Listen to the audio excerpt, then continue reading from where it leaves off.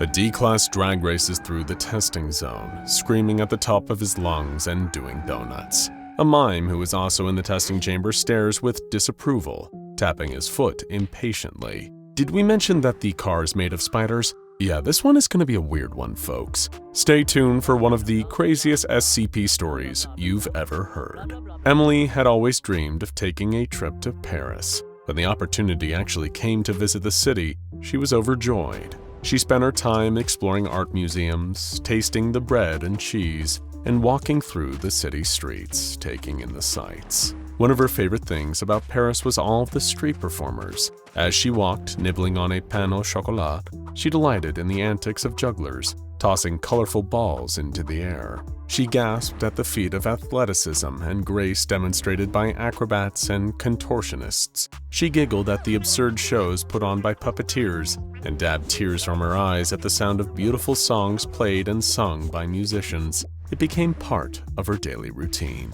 One night, as Emily was walking back to her hostel after a long, languid dinner, she found herself walking down a street she had not encountered before. There was no one around except for her. It was a lovely moment of peace, but it also struck her as a little bit eerie, and she wished for the familiar throngs of people. Up ahead, she spotted the silhouette of another person and let out a sigh of relief. As she got closer, she could make out the black and white striped shirt, the suspenders, the black beret, the white face makeup, rouged cheeks, and red lips. A mime. A real, classic French mime. She couldn't believe her luck. When he spotted Emily approaching, the mime began to start a performance. He began with a classic, the invisible box. He felt around the walls of the invisible box, looking out with exaggerated wide eyes and an open mouth. Emily clapped and reached into her bag for a little bit of money she could use to tip him. After all, he was putting on a performance just for her.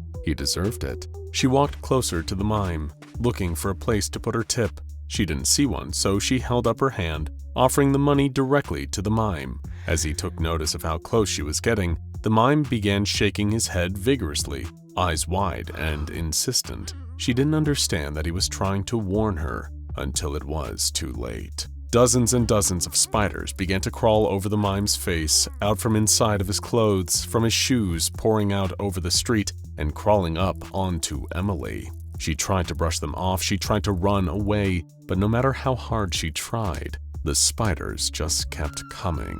All she could do was scream. In an attempt to experience a little bit of live performance, Emily unwittingly came across SCP-3247. SCP-3247 is a humanoid entity standing at approximately 1.7 meters in height. It wears a striped shirt and suspenders similar to the garb of a stereotypical French mime, as well as what appears to be white makeup on its face and all other exposed skin. Though these aspects of its appearance seem as if they should be removable, the clothing and makeup are, in fact, parts of the entity's physiology and cannot be removed from its body. This is not the only unusual aspect of the entity's physical form. Though it looks corporeal and solid, the entity cannot touch or directly interact with any solid matter, with one particular exception. There is a colony of spiders living on and inside of SCP-3247. These spiders have officially been designated SCP-3247-A and are highly protective of SCP-3247. If anyone or anything attempts to approach SCP-3247 in a threatening manner, the spiders will swarm the potential threat. As any savvy anomalous activity enthusiast might have already gathered, these are, of course, no ordinary spiders. Not only do they dwell on and in an intangible mime, but they have a peculiar response to witnessing a human being making specific gestures or pantomiming activities. When this occurs, the colony of spiders will form the shape of an object related to the gestures, which they will then hold for up to 3 hours, or until given additional stimuli that prompt a change in shape. While the spider colony is assembled into shape, they will be able to share some of the given object's functions in spite of being technically nothing more than a mass of well-coordinated arachnids. As for SCP-3247, it is either incapable of speech or unwilling to speak. Instead, it communicates with Foundation staff via silent miming. When it does, the spiders will frequently react to its gestures, becoming effectively living props. SCP-3247 does not seem to be especially thrilled with this, likely because miming is inherently a propless art form, and these spider-based props undermine its artistic vision. Otherwise, though, the presence of the spiders does not seem to bother SCP-3247. In order to better understand the nature of SCP-3247-A, Foundation staff conducted a series of tests. In each test, a D-Class was given a gesture to perform in the presence of SCP-3247. Then, the research staff would record the spider colony's response. During the first test, the research staff ordered D-11424 to attempt to get as close to SCP-3247 as possible. They did not, of course, warn him about the spiders. He entered the testing chamber and approached the mime, who was pantomiming the act of climbing stairs. As the mime pretended to ascend an invisible staircase and D-11424 grew closer, instances of SCP-3247-A emerged to take the shape of a staircase, much to the mime's frustration. SCP-3247 stopped its performance, throwing up its hands in a gesture of defeat. The spiders turned their attention to D-11424 and began to swarm him, treating him as a potential threat. Panicking and unsure how to communicate with SCP-3247 while the spiders were overpowering him, D-11424 began to wave frantically at the mime. The mime simply shrugged, giving him a look that said, "Well, what do you want me to do about it?" At this point, Control intervened, instructing D-11424 to pantomime some kind of activity. Fortunately, before turning to a life of crime, D-11424 had spent several years in a professional improv troupe and was well acquainted with pantomime.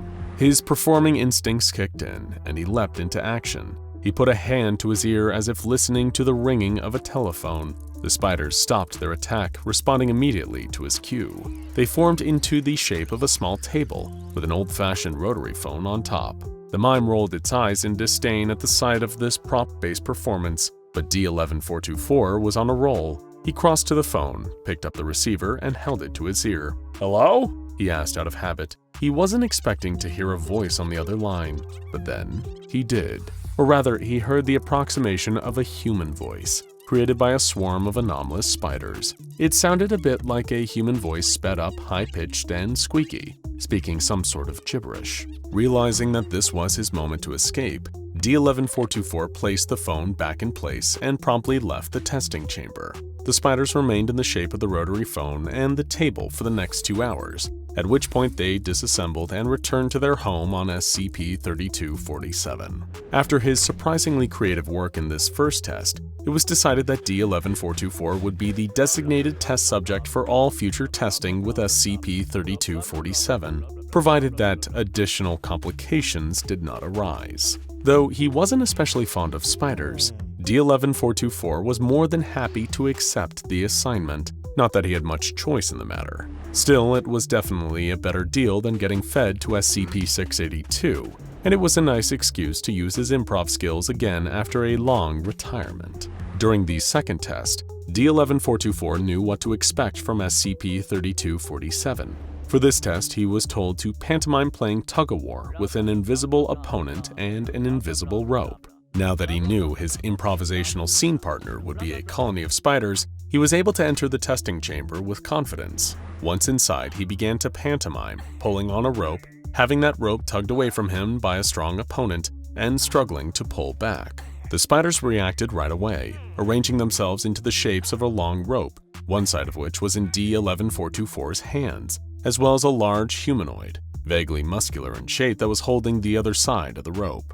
The spiders gave the rope a sharp tug, causing D-11424 to lose his balance and fall over, the rope slipping out of his grasp. Aside from some injury to his pride, he was otherwise unharmed. During test number 3, D-11424 was instructed to enter the testing chamber and close his fist, while extending the thumb and index finger in a gesture colloquially known as finger guns. Sure enough, as soon as he assumed this position, the spiders assembled into the shape of a handgun.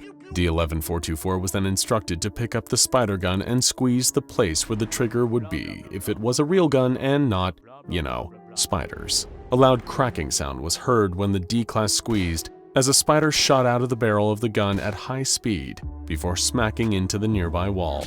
leaving a small hole in the surface. D11424 fired several more times, each shot firing an individual spider at a pace that attending researchers described as faster than a speeding bullet. After firing 6 rounds of spiders at the wall, D11424 was instructed to place the spider gun back on the ground. During test number 76, D11424 was ordered to hold his hands together and wiggle 4 fingers on each hand, effectively pantomiming a spider. The research team was curious to see what the spiders would do when presented with a shape that matched their usual unassembled form. SCP-3247, who generally did not react much to the experiments on its spiders, began shaking its head in mild disappointment as approximately 640 spiders emerged from its body, dividing themselves into groups of 8. Each group of 8 spiders then joined to form one large spider, leaving 8 spiders. These 8 then split into pairs, who joined together into one larger spider, and so on and so forth until there was one single giant spider made from the hundreds of smaller spiders.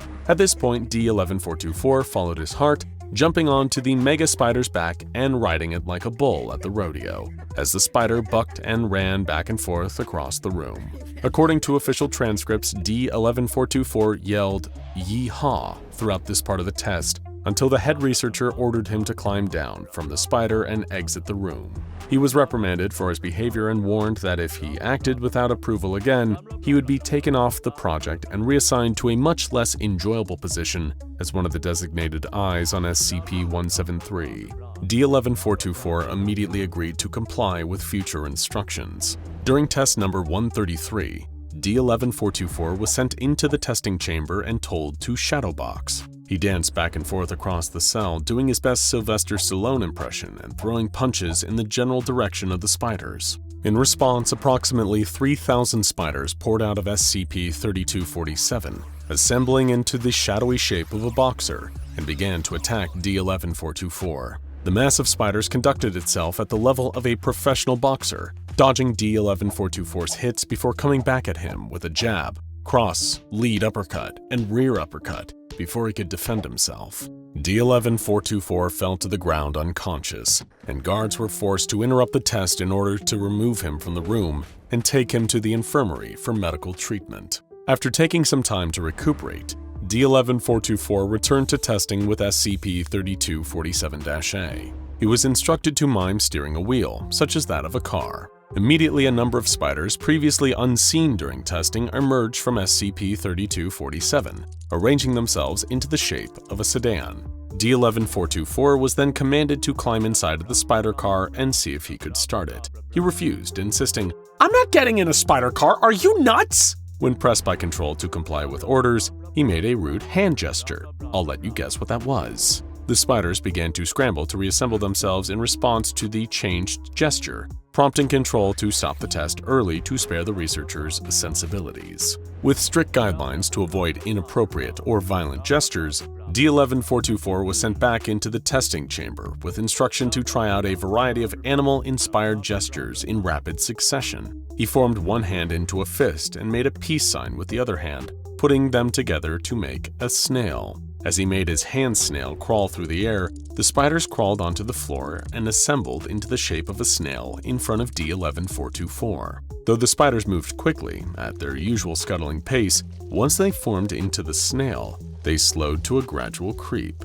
D11424 noted a shiny, slimy trail left behind on the floor as the spider snail moved. He was asked to consider touching it, but refused, simply stating, "Ew, no." Next, he took his hands and formed the shape of a wolf's head howling at the moon. The research staff were curious to see if the spiders would form a wolf's head or the animal's entire body. They got their answer as the spiders swarmed and shifted, forming the shape of a full-sized gray wolf. The wolf padded back and forth across the room before sitting down, lifting its head, and emitting an audible howl that sounded almost indistinguishable from the real thing.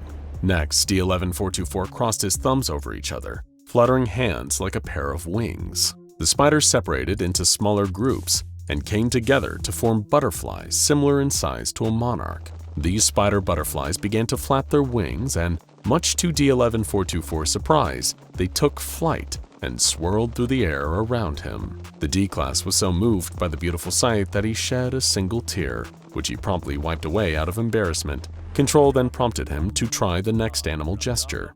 D11424 used his hands to form the shape of a rabbit. Several of the spiders crawled away, returning to SCP-3247, and the remaining spiders took on the form of a rabbit. The spider rabbit hopped realistically around the room, twitching its ears and tail. At this point, D11424 was instructed to offer the spider rabbit a carrot. He produced a carrot from his pocket, holding it out in front of him. The spider rabbit hopped over to him and, one crunch at a time, began to eat the carrot until none remained.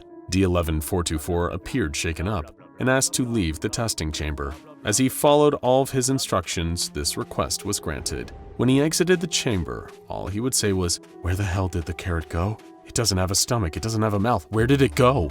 SCP-3247 is kept in an isolated chamber located in the arachnid wing of Area 12. It does not appear to require food or rest, but it has been provided with a television and a collection of silent films for morale purposes. Instances of SCP-3247-A are fed via a fully automated system that dispenses 20 grams of live crickets every week. Should a containment breach occur, staff have been instructed to find a way to make escaped spiders take on the shape that renders them motionless, then simply pick the spider cluster up and place it back inside of the cell. It is unlikely that the Foundation will ever get an explanation for where the intangible mime and his merry band of spider performers originated from. But one thing is clear, they won't be performing in public again anytime soon. Now check out SCP-058 Heart of Darkness and SCP-2427 A Thing Full of Stuff.